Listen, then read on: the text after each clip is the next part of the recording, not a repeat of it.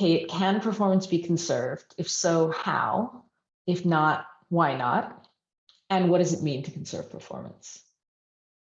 Yeah, I mean, both great questions. And I think, what was I thinking when I was sitting on the train? Can performance be conserved? I think that's such a sort of definitive question that doesn't have a definitive answer, hence your follow-up questions. Because to some extent, only time will tell. Perhaps time has already told with some earlier ones, but looking at sort of MoMA's collection, probably our first piece came in 2008. So we don't have a long history of engaging with performance in the collection or thinking about sort of care of performance in that same way. Yes, definitely. Obviously, all of these institutions have been showing performance for a long time. So yes, so I'm a conservator who works in an institution with collections of modern and contemporary art. I've worked at the Tate with Pip Lawrenson, worked at MoMA for the last 9 years. So that's definitely the background and context that I come to performance with. It's not something I've dealt with outside of the museums. So that's definitely my context. So obviously the museums have collected performance.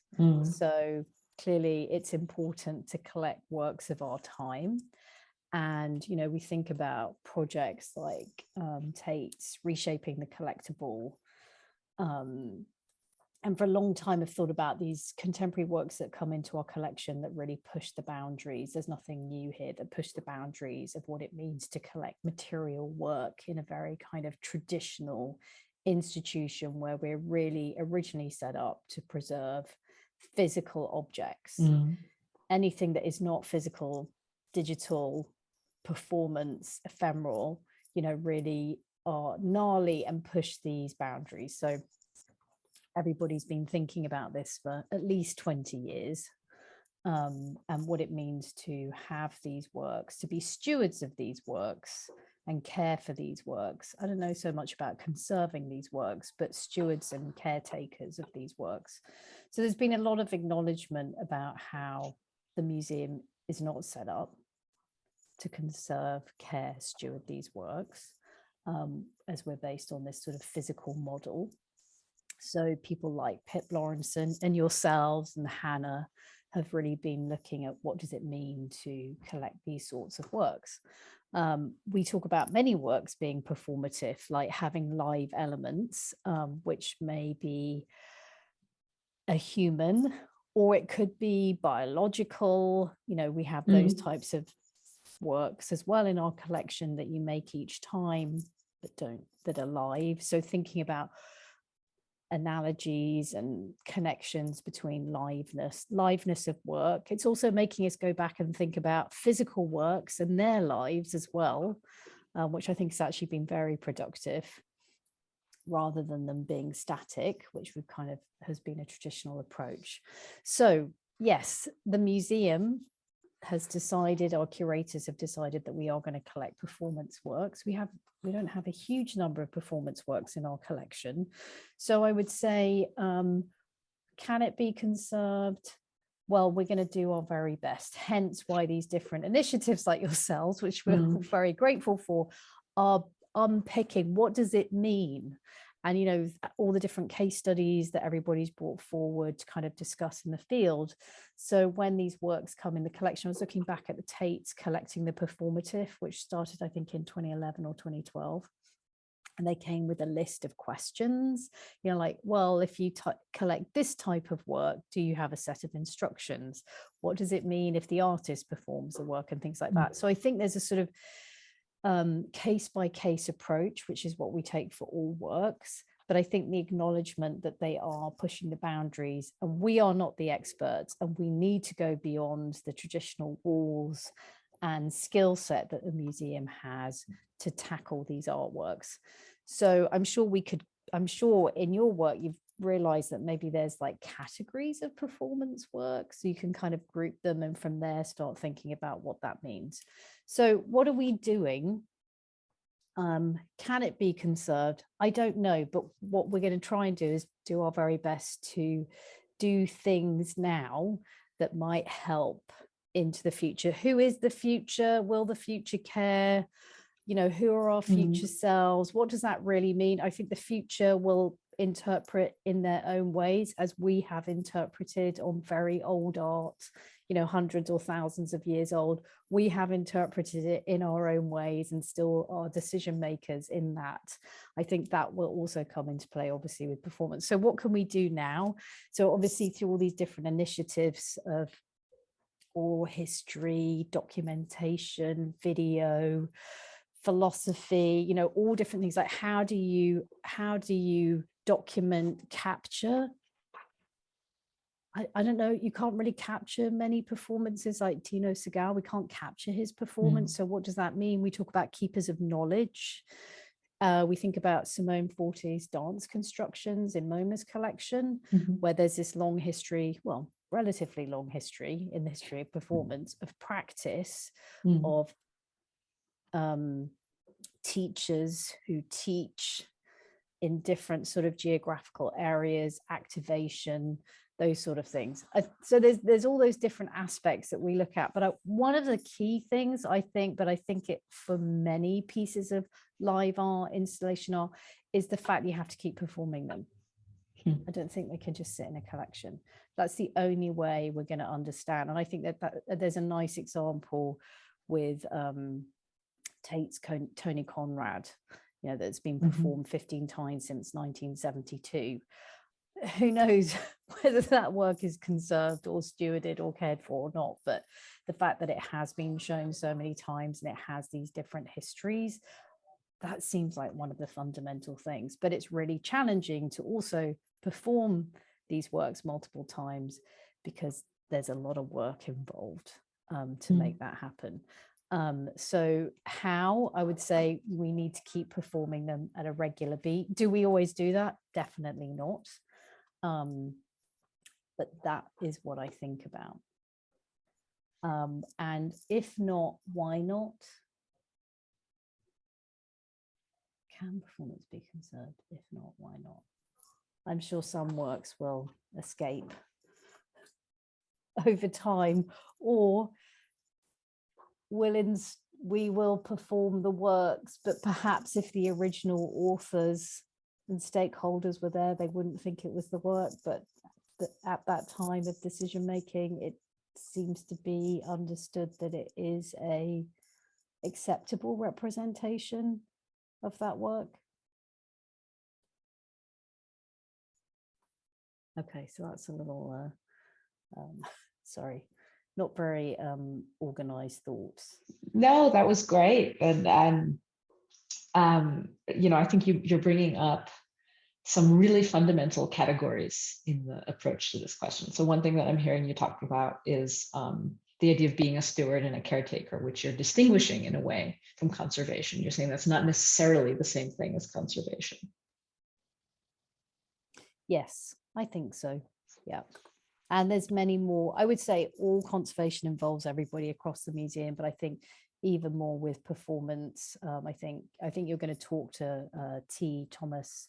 Perhaps you're going to talk to Anna, who brought in Simone Forti's dance constructions, Anna Yanevsky. But I think it's much more a shared responsibility. I think all of it is, but I think even more so with performance and live works and beyond the walls of the museums, supporting networks outside of the museums. It's not new. Yeah, and that relates to another idea that I hear you returning to, which is this notion of the kind of traditional competencies of conservation and the need to go beyond that. The need to, you said, letting go of the idea of capturing, that we can't capture performance the way we might want to. And conservation has come to rely on increasingly sophisticated documentation techniques and media, right? That you try to capture as much information as possible. So in a way, it can be very stressful to be dealing with an artwork where you can't capture it, but does it maybe also provide an opportunity to think about what conservation might mean without that element of capturing? Say that again, Julia. So if we can't capture a performance, right? You know, one possibility is to say, well, that's it. There's no conservation without some form of capture of this. But there's the other possibility, which is to say, well, what does conservation look like if you can't capture something? Right. Yes. So yeah, if you can't capture it. It's a very open question. Yeah. So let's think about that. I mean, you can't really capture any artwork, right? You know, even if we're thinking of a Matisse painting, we can X-ray it and analyze it with all the different scientific tools, but it's still never the sum of its parts is still something separate. But we think we know those works a lot better than maybe we do, because we've just seen them so many times. But if you really look at a painting, how long have you actually looked at it? How well do you actually really know it? And if we had that painting, if we had the documentation and we didn't have the painting, let's say it was destroyed for some reason, we couldn't recreate the work. So yeah, so where does that then go with performance when you can't capture? That's really interesting, because then really it has to be live, it has to be activated. Yes, so then that's where you go back to this idea of this history of, if you can keep activating it. I think this is what would the term be? Not pie in the sky, maybe not achievable, but if you activated it enough, would you always be able to hand on this knowledge? You know, there's a painting that's in the gallery, but so many people see it if something happens. So, you know, can you go like a whole generation without activating an artwork performance? Yeah. I don't think you can capture anything. So, but we do it each time. You know, we think about building biographies of artworks. A lot of people have talked about building biographies of artwork. So you're not capturing it, but each time there's a different campaign. So maybe you're capturing it from a different angle and perspective. And as well as, like, you know, in conservation, I think we're very good at thinking about physical aspects or parameters, you know, thinking about installation instructions, thinking about what it means to practically activate something live, along with performance producers and curators. But each time somebody comes with a different perspective. So I think it's also the roles of all the different people involved. It's the perspectives of people, which is really important. You know, we talk about like reflective, you know, documentation, auto-ethno kind of documentation. So maybe that becomes even more important as we work on these live performance pieces, because yes, we can't capture it, but understanding people's responses is really helpful, not just how and when and what. So I'd also like to kind of flip that question around, because one thing I hear you saying is that this is a challenge, performance is a challenge for conservation. New techniques are required. Some of the old techniques don't work. But I also hear you speaking to some of the competencies and some of the approaches to art that are inherent in conservation that maybe actually are already dealing with some of these problems, and that maybe even have something to offer the theorization of performance that other approaches, maybe curatorial approaches or performance studies approaches or art history approaches, haven't actually gotten to yet. So when you say, well, actually, we can't capture any artwork, right? Conservators already know that we can't capture anything really. We know that we're always making decisions that are going to be questioned by people in the future, and probably people in the past wouldn't have agreed with. And so if all of these things are coming together in performance, then in a way, you know, these are questions that you're already, in a sense, an expert in. Yeah, no, but yes. Yeah, no, I'm not, we are not experts, but yes, maybe there's a way of thinking. I don't know whether everybody thinks that way, but Yeah, I think performance works coming into a collection are kind of a gift, to have that responsibility. But I find that with contemporary art, every artwork, every artist feeds back into our practice and expands our practice. So yeah, that's not really an answer, but No, it's okay. We're not, certainly from my perspective as an art historian, I'm not really hoping to solve the problem of how performance is going to be conserved. it would be great if you could, though. We'll see what we can do. Well, I will say this, I've been doing research personally on the relationship of ritual to performance and what that might mean to conservation. And I was very surprised and happy to learn that that's something that Amy Brost, who is not a pie in the sky theoretician, but an actual conservator working on actual artworks, that's something she's already thinking about herself, really speaking to these ideas you're saying about activation and the idea that something has to be kind of kept alive through action, through performance. So I think there are moments too when the kind of strange theoretical and the everyday practical do come together. Yes, she's very forward thinking, Amy. So this is something that you've been speaking about a little bit already, but just to restate it, the last question: what does it mean to conserve performance? Are there ideas that you have about that?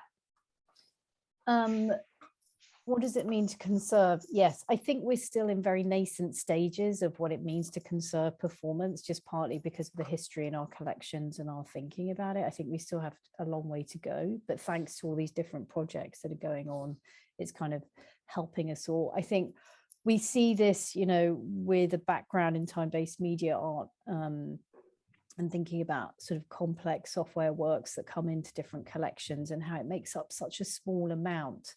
And then you have this vast collection. So how do you allocate time and resource to different works? So exhibition is always a great moment. That moment of activation is when not just the institution, but beyond the institution, stakeholders beyond the institution and the public come together around that artwork. So I think that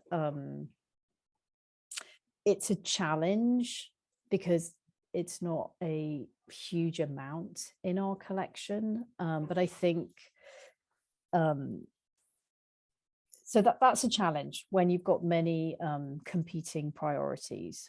So I think those of us with modest collections are grateful to these bigger projects to help us also move forward, thinking about this work. And I think, what does it mean to conserve performance? I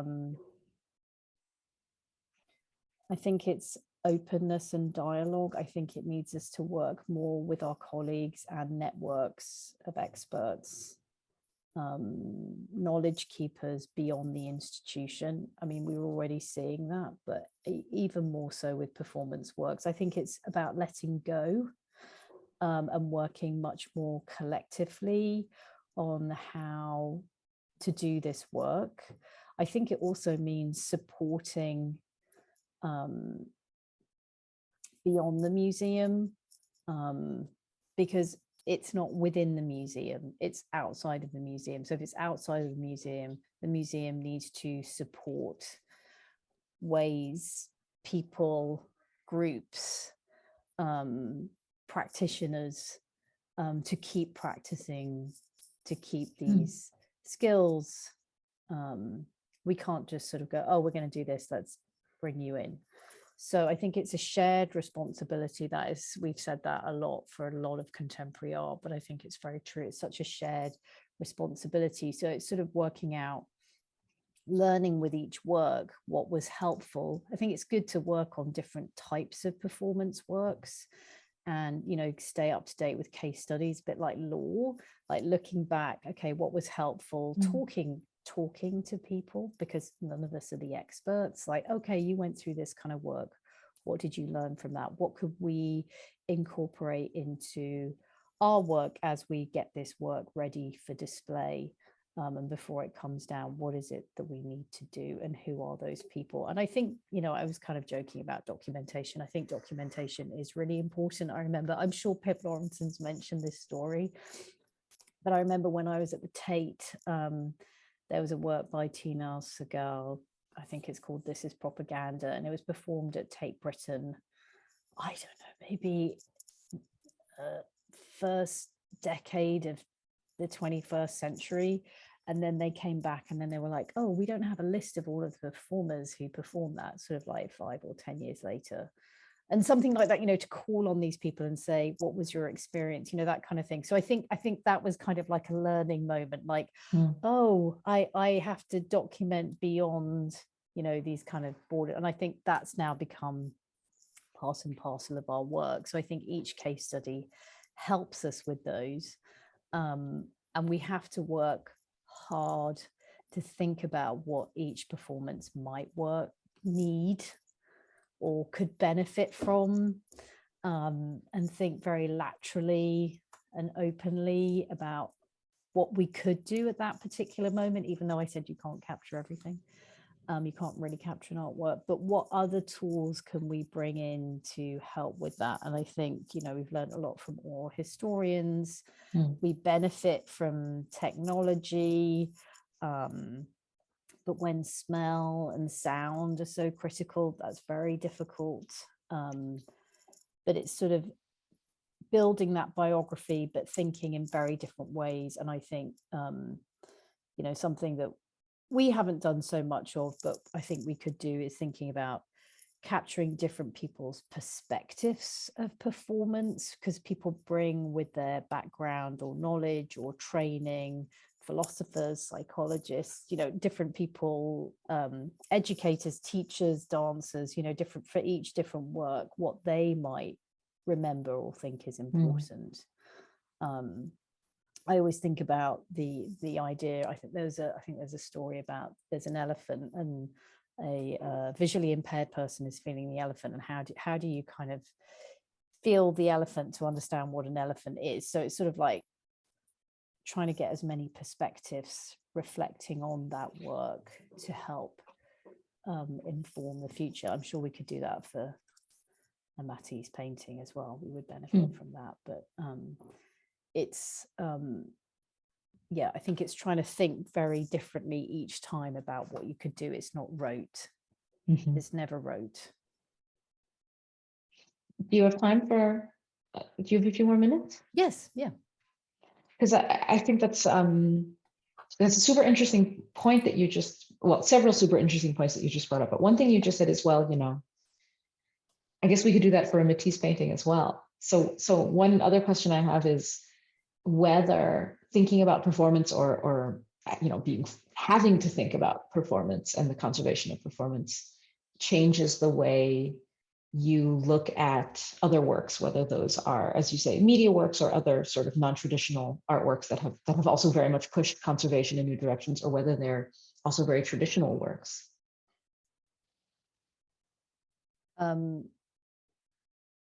Sorry, is that a question? Yeah, the question being whether sort of the need to consider the conservation of performance inspires a kind of reconsideration of conservation of other types of works as well. Yes, absolutely. I can't say that we've applied that to a Matisse painting, but I think definitely with installation works, with works, as I said, that have a live element, that the live element might be, as I said, biological, or the fact that you have to make 50 smoothies with different things as this kind of like performative action to prepare it. Yes, I think it does make us reflect on our documentation and who beyond the museum are those networks of support that we work with. I mean, I think we've already been thinking about, artists' estates. Artists say, don't worry, you can ask my estate in the future. I remember that with a neon piece 20 years ago. Don't worry, somebody will be here to guide you. So I think whether I could give you a good example of where we're doing that, I'm not sure I could, but I think yes, it does make us reflect on our practice for other, especially complex, multi-sensory works. Yeah. Yeah, and just to be clear, the questions are meant really in a spirit of kind of discovery and curiosity, and not necessarily to criticize MoMA or any other institution for what they're doing or not doing. Yeah, no, don't worry. Sure. I hope it didn't sound like that. Yes, I do understand and appreciate that. No, I just, I also know sometimes, when you represent an institution, obviously you feel a certain responsibility when doing interviews or even just in the work that you do. And we're really not interested in, I think it's much too early. Actually, I have a feeling sometimes we're doing even less figure pointing in our work than sometimes goes on in conservation, because there is really a lot of criticism and a lot of concern, particularly about performance and the wrong way to do performance. And my attitude right now is, well, before we worry about what's wrong, let's consider what the possibilities are. That's so interesting that people are thinking about what's wrong, or what that's kind of a point that's you're hearing that's coming up. Yes. Oh, yeah. Well, of course, the first point is it's wrong, period, to conserve performance, right? This is this old argument that goes back to kind of an earlier moment in performance studies, especially Peggy Phelan, who says, performance doesn't last, it just disappears, period. And it becomes a kind of market-based, but also a kind of moral argument that it's wrong to try to make performance continue in any form. And I think that leads to, it's not the only source of criticism, but is one source of criticism for projects like, say, Reperformances by Marina Abramovich, that there's an idea that this is, there's a kind of aesthetic damage that's happening to the work, or there's a kind of lacking moral authority to reinterpret a work, even if it's her own work or something like that. And this idea of damage is, of course, quite interesting, because damage is something that conservators are sworn to prevent and, in fact, to fix. But the question of what constitutes damage with an immaterial artwork, or a work whose immateriality is at least changing, right? That kind of shifts from body to body or from object to object. It's not so easy to say what constitutes damage in that case, which is why I think maybe performance is not quite as fragile as we sometimes assume, and that maybe it's even a realm where it's possible to take certain risks in conservation that you absolutely wouldn't be able to take with a Matisse painting. Yes, that's a very good point. It's so interesting, the word damage, such an interesting term. I think it's been used in ways that are actually detrimental when it hasn't actually been damaged. Things change over time. Is it always damage? So interesting that there's that criticism, I should read that, about Marina damaging her own art. So to try and understand where that would come from. Damage.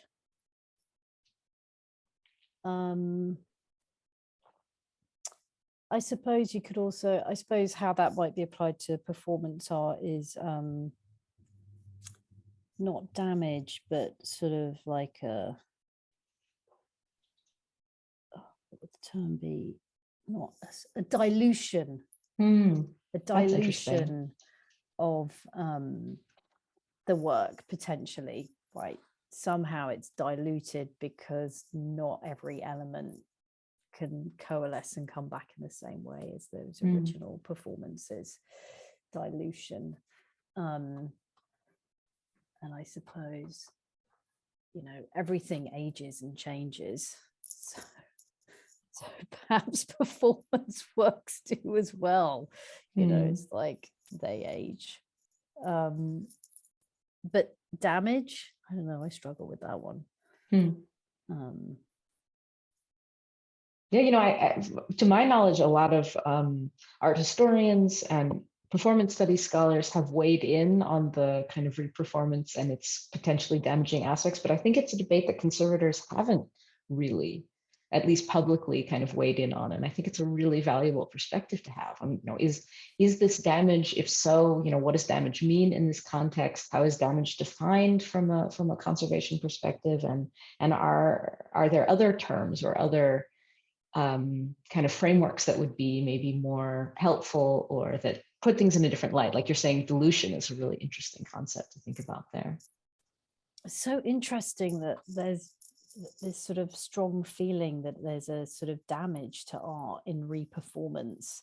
I suppose there's the idea that it's market driven to reperformance. So it's not maybe pure enough for certain academics. But then if you don't reperform it, how does anybody ever know about the history of performance? Yeah, we lose a history, but they've thought about that as well. But yes, that's interesting, thinking about a conservation perspective. I will think on that, yes. Well, all I can say is I'm absolutely convinced that that it's not, as much as conservation is coming from this object-based tradition, I'm absolutely convinced that conservation also has a lot of tools for dealing with performance, even just from within the histories and the theories and the practices that are already there. Yes,